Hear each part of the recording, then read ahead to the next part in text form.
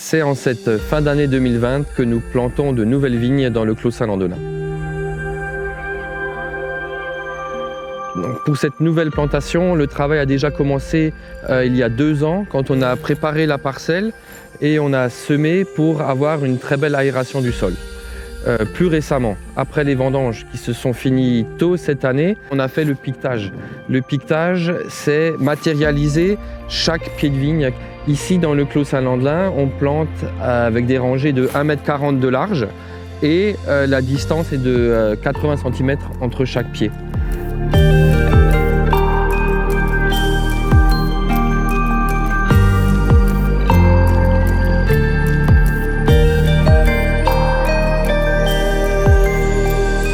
C'est une densité de plantation de quasiment 10 000 pieds par hectare qui fait la qualité des vins. Après le piquetage, nous avons fait les trous, un trou pour chaque pied de vigne, et aujourd'hui nous commençons la plantation en elle-même.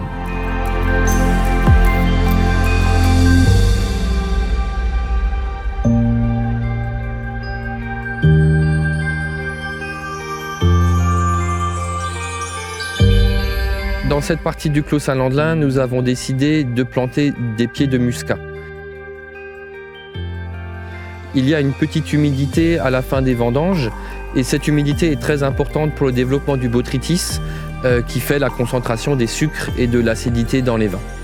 Nous faisons ces plantations en hiver, ainsi les pieds de vigne seront en dormance quelques mois et au printemps pourront pousser dans des conditions optimales. La plantation est une étape très importante, chaque détail compte. Pour le piquetage, il faut vraiment que toutes les lignes soient parallèles aux courbes de niveau. Il faut que les racines regardent vers le bas, qu'il n'y ait pas de poche de gaz. C'est vraiment vital pour la vie et la survie du pied. Nous avons quelques jours de travail pour planter ces jeunes plants, mais le travail est loin d'être fini. Chaque année, il faudra en prendre soin, sélectionner les bourgeons, faire une belle taille. Et ce n'est que dans 10 ans que nous pourrons faire ici, je l'espère, du muscat Clos Saint-Landelin. Pour mettre en œuvre ce travail très pointu, il faut surtout remercier toute l'équipe qui travaille dans les vignes, qui fait ce travail depuis plus de 30 ans.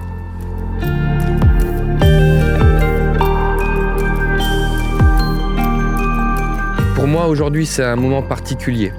On plante du muscat. Et c'est un cépage qui me tient beaucoup à cœur. Notre grand-père était surnommé le roi du muscat.